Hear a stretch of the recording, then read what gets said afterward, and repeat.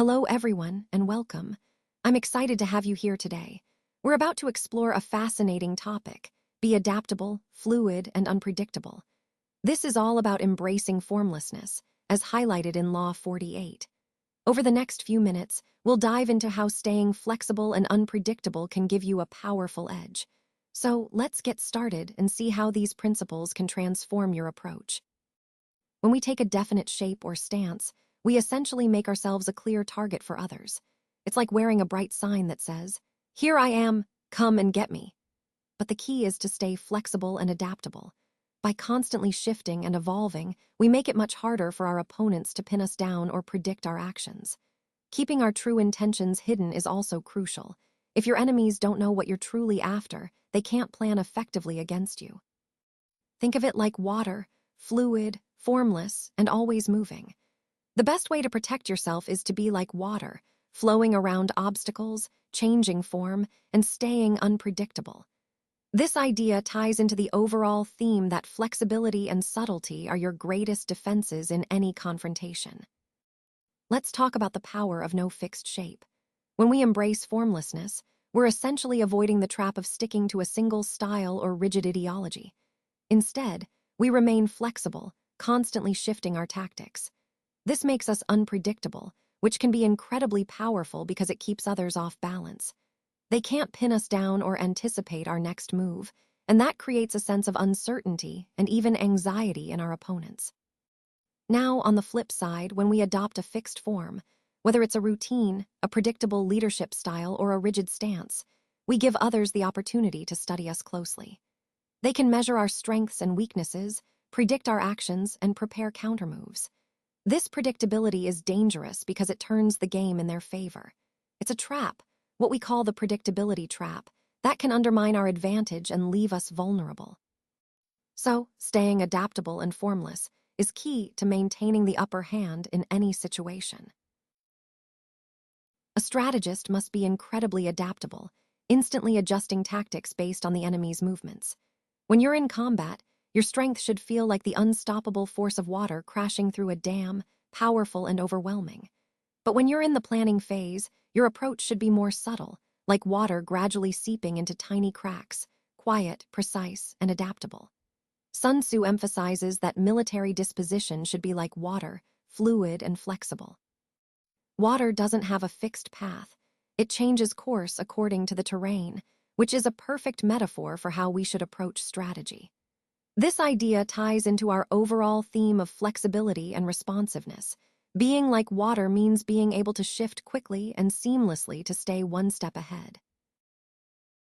Historically, armies that relied on fixed formations or outdated defensive doctrines, like the Maginot Line, were often easily bypassed and defeated. Opponents who embraced fluidity and mobility could outmaneuver these rigid defenses. The key point here is that if you only offer a rigid structure, the enemy will exploit that rigidity and attack where your defenses are weakest. This idea applies beyond the battlefield as well. Organizations and individuals that become too bureaucratic or rigid tend to slow down, becoming cumbersome and less responsive to changing threats or circumstances. When everything is fixed and bureaucratic, reacting quickly becomes a challenge. This slide introduces the concept of transgression, highlighting how a bureaucracy of fixedness can act as a barrier to adaptability. In the broader context of our discussion, it's about recognizing that rigidity can be a form of vulnerability. Flexibility and agility are essential to stay ahead, whether in military strategy or organizational dynamics. Let's talk about the importance of not relying on a single signature technique or strategy. Instead, you should constantly vary your methods. For example, one day you might be charming and persuasive, while the next day you might adopt a more intimidating approach. Flexibility is key, and don't hesitate to change your goals midstream if the situation calls for it. This leads us to the concept of layers of formlessness. The idea here is to never let others truly know where you stand or what you ultimately want. Keep your plans veiled, your intentions ambiguous, until the perfect moment to strike. From a psychological standpoint, your intention should remain hidden. Keep others guessing about what you really want. Meanwhile, Tactically, your actions should be unpredictable. Avoid routines or patterns that could allow someone to track your movements or anticipate your next move. Physically, your movements need to be fluid and unpredictable as well. Keep your actual location and activities flexible, so no one can pin you down or predict your behavior. Overall, this approach of layered formlessness helps maintain the upper hand, keeping others off balance and unsure of your next move. It's about controlling the narrative without revealing your true position, which is a vital principle in strategic interactions. This inner strength is what keeps us grounded, even when external circumstances are shifting rapidly. It prevents external flexibility from turning into internal chaos. Think of yourself as the calm eye in the middle of a storm you created. While everything around you might be changing, your environment, your tasks, the challenges, you need to hold on to that unshakable core. That core is made up of your principles, your beliefs, your values, and your ultimate goals. These are the constants that give you stability. It's crucial to maintain this core as fluid and adaptable as needed, but also as strong and unwavering as possible. This balance, being flexible outwardly while firm inwardly, is what I call maintaining a fluid core. It's about adapting to new situations without losing sight of who you are and what you stand for.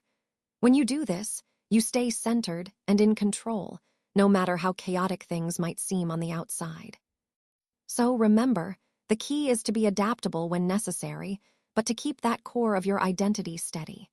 That's how you stay resilient and true to yourself, even in the most turbulent times. Let's talk about the advantage of confusion. When you're unpredictable, it forces your opponent to waste valuable time and energy trying to figure you out. Meanwhile, you're free to strike from angles they never even considered. It's about keeping your opponent off balance. Our minds naturally seek patterns and predictability, especially in conflict. So when they face an enemy who is formless or unpredictable, their minds become anxious and overwhelmed.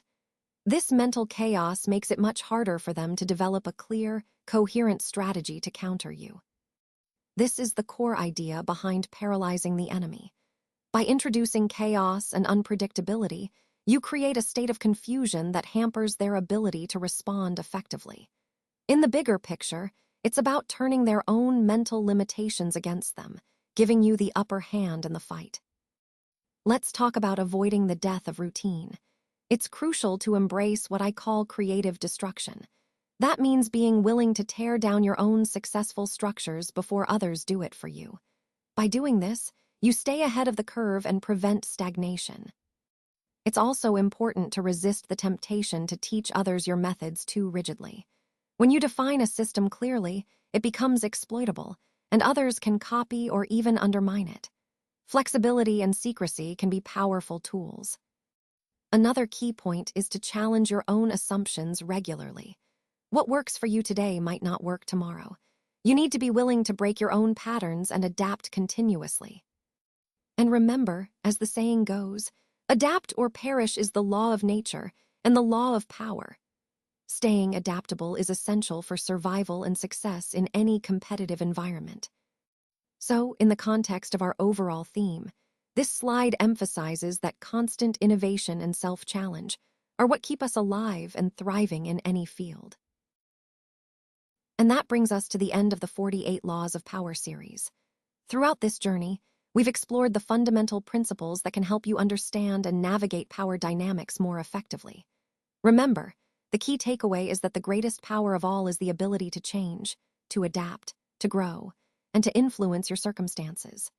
The 48 laws serve as a guide, but ultimately, your capacity to evolve and reshape your environment is what truly defines your strength.